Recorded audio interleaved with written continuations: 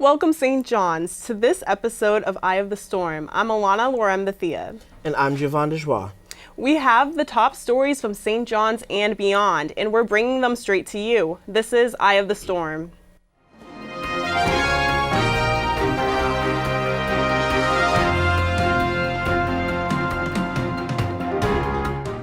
Starting off with the major event in politics this past week. Last Friday, President Trump declared a national state of emergency to divert government funds toward the construction of a U.S.-Mexico border wall. Monday, in response to Trump's decision, 16 states filed a lawsuit in the U.S. District Court. Led by California Attorney General Becerra, the states claimed that the president's call was in violation of the Constitution. The suit challenges Trump on the notion that he bypassed the will of Congress to fund a personal chosen project which would violate the constitutional separation of powers. Though there has been various additional lawsuits filed after Trump's declaration, fighting him in court will be likely difficult. Due to the National Emergencies Act, the president has a right to declare a national state of emergency to unlock funds and has a wide discretion over what qualifies. More in politics, we're on our way into another primary election season. So far, the Democrats have a stacked list of senators, representatives, former mayors, and even a few inexperienced politicians hoping to win an official 2020 nomination.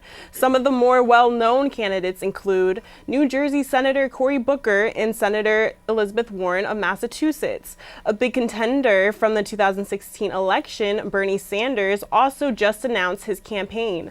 Given the nomination, there are quite a few candidates who could make history. Senator Kamala Harris from California would be the first African-American woman to win the nomination. Also, Mayor Pete Buttigieg from Indiana would be the first openly gay man to win. Overall, 2020 is sure to be another memorable election. Now, to bring the focus to campus life. Member Kyla Allen met up with Professor S.M. Rodriguez at SJU's Being LGBTQ in Africa. They discussed the various challenges that LGBTQ people face in African cultures. Let's take it to Kyla. What's up, guys? This is Kyla Allen, and we're here in St. John's Hall attending Spectrum's discussion on being LGBTQ in Africa.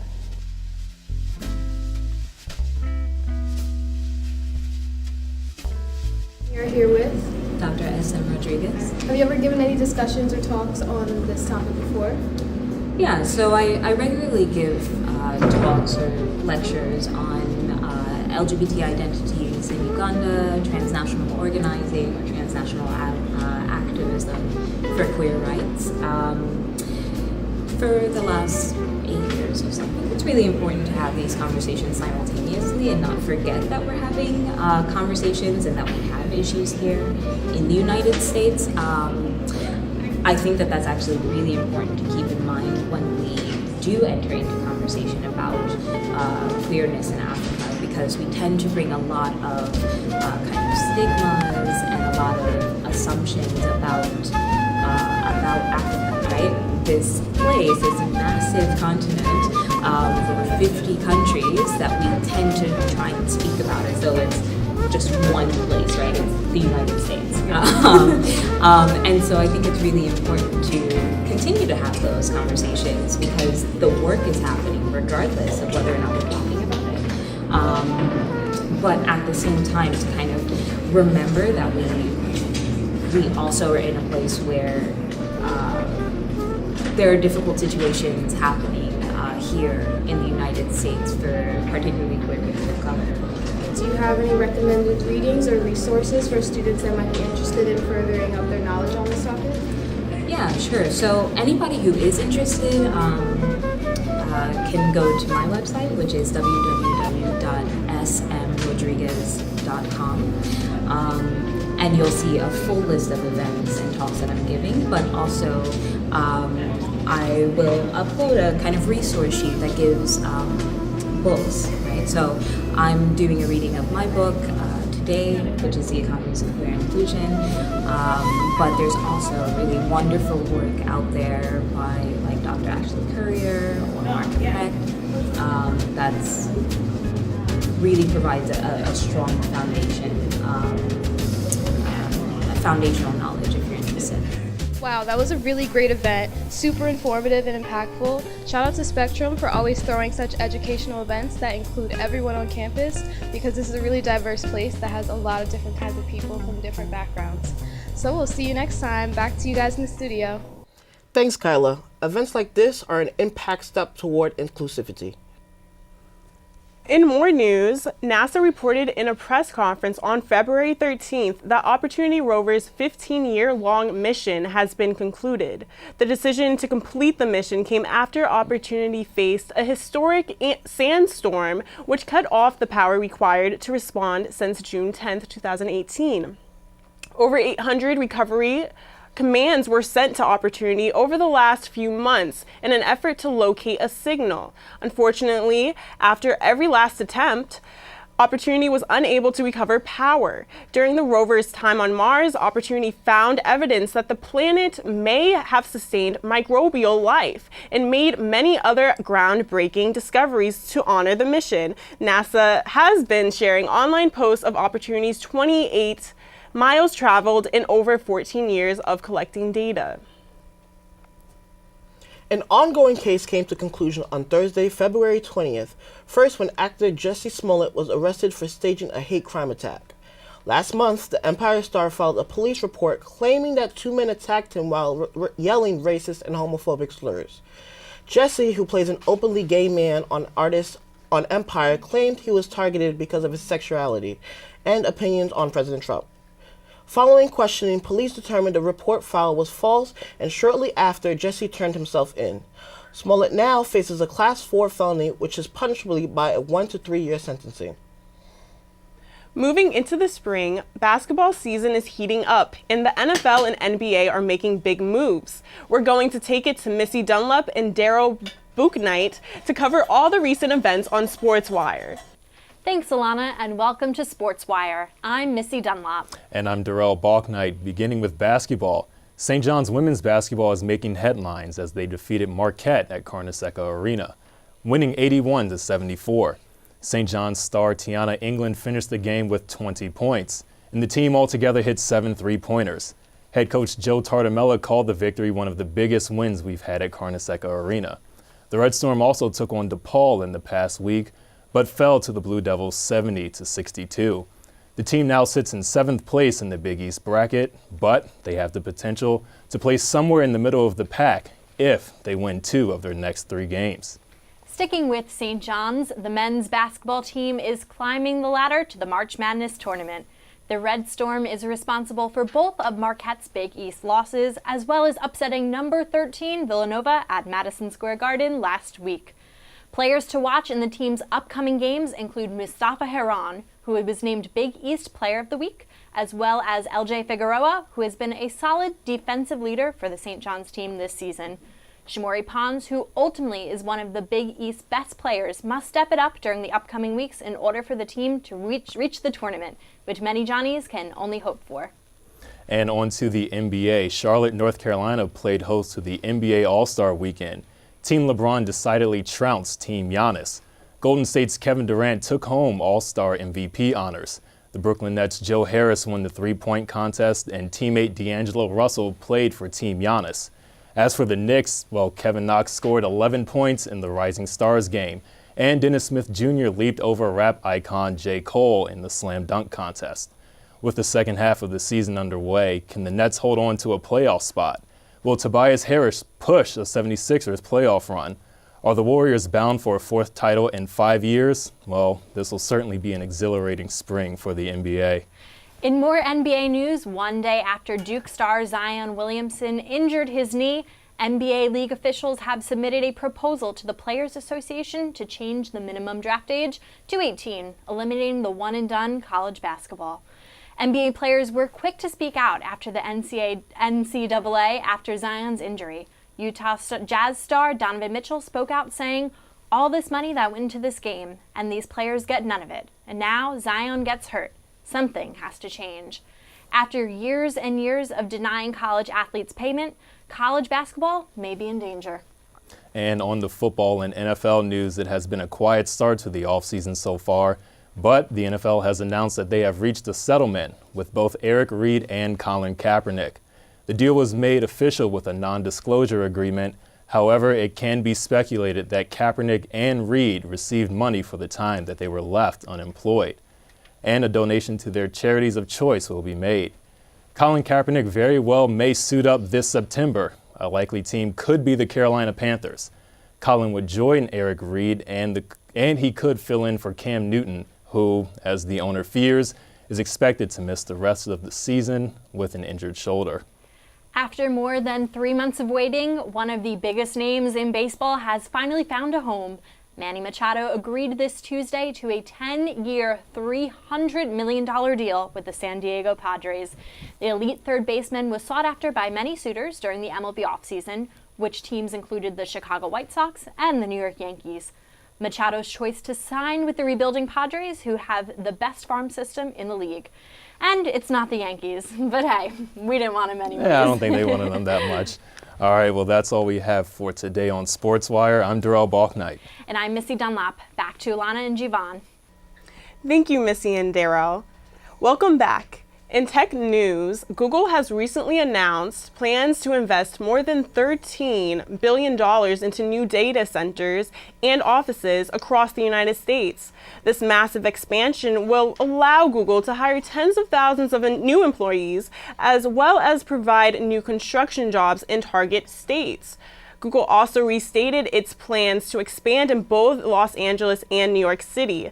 The tech giant plans to invest over $1 billion in a new campus on Manhattan's west side alone. If everything goes as planned, Google will hold a physical presence in 24 out of the 50 states. More in tech. Samsung has finally given further detail to the release of the first foldable display smartphones. On February 20th, the company revealed demo videos in the phone's official name, Samsung Galaxy Fold. The release date of this technological feature is set to be April 26, 2019. Prices will start at a high of approximately $2,000 for the luxury device. Unfolded, the phone's Infinity Flex display expands to a 7.3 inches, essentially the size of a small tablet. Such technology was once perceived as science fiction. However, tech companies are continuing to perfect and find new uses for foldable glass displays.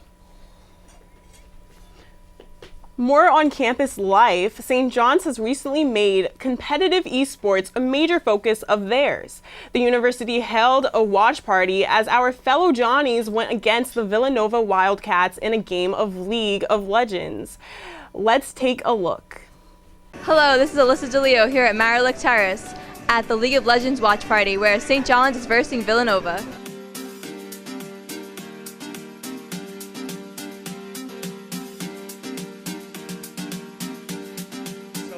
Today we're having officially an esports viewing party. So in coordination with our League of Legends team, which competes currently this spring semester in the Big East League of Legends Championships, we're holding this great event here in Marillac Terrace, where we have PlayStations, we have Xboxes, we have all sorts of different devices. And then a little bit later, we've got the League of Legends team competing against Villanova. B&H, for those who don't know, is a store in Midtown Manhattan. About 80% of our sales are online. We have photo, video, audio, and believe it or not, we are a leader in gaming. So we're so happy that St. John's had us at their gaming event. We have an entire hallway here of items that we carry, including starter gaming equipment, as well as Alienware laptops that are for the more experienced gamer, and HP Vive and Omen systems. What is it like playing collegiate esports? Honestly, it's a lot of fun, and it's something I didn't really expect when I came into college originally. I didn't think that there'd be a place to play games here. I went to tryouts a few months ago, and I did all right. Got a little bit lucky here and there, and really just made friends with a lot of people on the team. Where do you see the future of esports here at St. John's? Well, if it goes anything like this year, it seems to be growing a lot. I mean, it was almost unmentioned last year when I was here, and now it's all of a sudden we've got events like this going on. So. That's awesome. Great luck tonight. People are coming together to play the games, to watch others play the games. A fantastic example might be recently the new game Apex Legends has kind of come out, and it's been shattering records on Twitch where people have been watching. So now our students can actually come and see, hey, we have some pretty successful, some pretty good players on campus. You know, maybe this will be an opportunity where students can get tutoring, they can almost learn how to play esports better. So bringing everyone together for these type of esports events, absolutely, I think it helped develop some community here on campus. Wow, it's been great learning about all the different games. Special thank you to ESL and B&H for sponsoring this event. I'm Alyssa DeLeo, back to you in the studio. Wow, what an exciting event. It's great to see our university bringing more attention to the advancing world of esports now. Here to give us the inside scoop on the fascinating world of Hollywood is Amariche Ugunabo and Tori Campbell. We take it over to Entertainment Now. What's happening, guys? Hey guys, welcome back to Entertainment Now. It's Amarachi Ugunabo. And I'm Tori Campbell. We're excited to bring you all the best inside drama on this week's trending topics. Starting off, it's awards show season, and with the added intrigue of a secret host, movie buffs are in high anticipation for this Sunday's 91st Academy Awards. With this year's impressive nominees, the guilds are most uncertain about the Best Picture winner better than ever before. Of the nominees, critics are anticipating a Best Picture win from either Green Book or Roma. For Best Actress, fans and critics alike are betting on Glenn Close winning her first Oscar for her role in The Wife. Best Actor is predicted to be a battle between Rami Malek in Bohemian Rhapsody and Christian Bale in Vice. Unfortunately, after public outcry, categories such as Best Cinematography and Best Editing will be part of the televised show this year. I'm super glad those categories are finally being televised. They are so needed, and I was so afraid they weren't going to have them in there, and you can't have film without having those two categories. Exactly. It's the Oscars. It's about film. So, well, in some sadder news, this past Tuesday, Karl Lagerfeld, the famous German designer, passed away from pancreatic cancer. Being the creative director for Chanel and Fendi, Karl was one of the most respected public figures in the fashion industry. Many models and public figures have expressed their condolences through social media, sharing their personal experiences of working alongside Lagerfeld. With his signature ponytail and dark glasses, his legacy will live on through the influential work he has contributed to the fashion world. So sad to lose a fashion icon. I know, and I'm not really into fashion that much, but when I looked up his stuff from like the 90s, and I'm like, that's him. He made that? That's so famous now? He set the trend for everything in the fashion industry, and it's so sad to see that, but at least he made a lasting impression in the fashion field that will be remembered for years to come. In other news, one of the HBO's longest-running comedy series is back soon for a season 10. Larry David's Curb Your Enthusiasm recently released a short trailer teasing new episodes in the near future. In a recent interview, Cheryl Hines, who played David's ex on the show, revealed that the cast and crew are working to contribute more female roles and overall inclusion into the notably controversial plot. HBO subscribers are also looking forward to the 8th and final season of Game of Thrones, premiering in April 14th of this year. HBO must really know what they're doing by keeping the series alive for years. And with very dedicated fan bases, they're always keeping up with the competition. It's the end of an era, Game of Thrones. I know, and I'm sad I never got to watch it. And I'm like the 2% of people that have never seen the show. I think after it's done, finally, I'll get started. It has to be. Well, the Kardashian drama never takes an hiatus, as news broke this week that Khloe Kardashian's baby daddy, Tristan Thompson, was caught cheating once again. But this time it's over for good, as sources report he cheated with Jordan Woods, Kylie Jenner's longtime BFF. Khloe and her friends took to Instagram to confirm rumors by leaving comments on posts detailing what went down. Woods has yet to comment on the accusations, but according to E! News, the entire Kardashian-Jenner family is writing her off. Many fans speculate that this is just one of Kris Jenner's iconic marketing schemes, but one thing for sure, the Kardashians sure know how to deliver some drama. They can never catch a break. No. It's one after the other. Honestly, I just feel it's orchestrated. Kris Jenner. Do you think it's real? The devil works hard, but Kris Jenner works harder. Let that be known. Pop queen Ariana Grande has been making history for the past couple months by dropping single after single.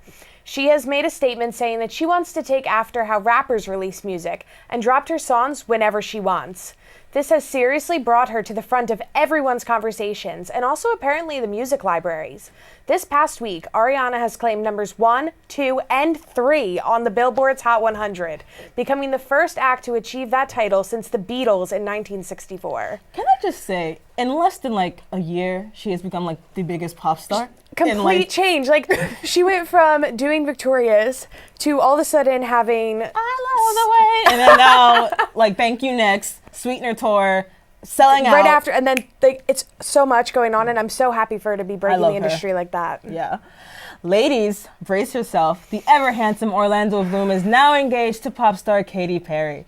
The two started dating back in 2016, but in 2017 took time off for some, quote, loving space. The duo eventually found their way back to each other in 2018 after rekindling on a vacation to the Maldives. The couple confirmed their engagement on Valentine's Day when Katy posted a picture showing off her new ruby engagement ring. In line with the holiday spirit, Orlando and Katy's love has definitely reached full bloom. That's a couple I never thought would happen. I've been waiting for this. I knew they were together, and then when they broke up, I was a little upset about it. I was a little butthurt, but after they got back together, I was so excited. And then to see that they're engaged, I'm just so happy for the couple. Yeah. Oh, love wins. That's all that matters. Well, that's all the exciting news we have for you guys this week. I'm Tori Campbell. And I'm Amarachi Uganabo. See you next time.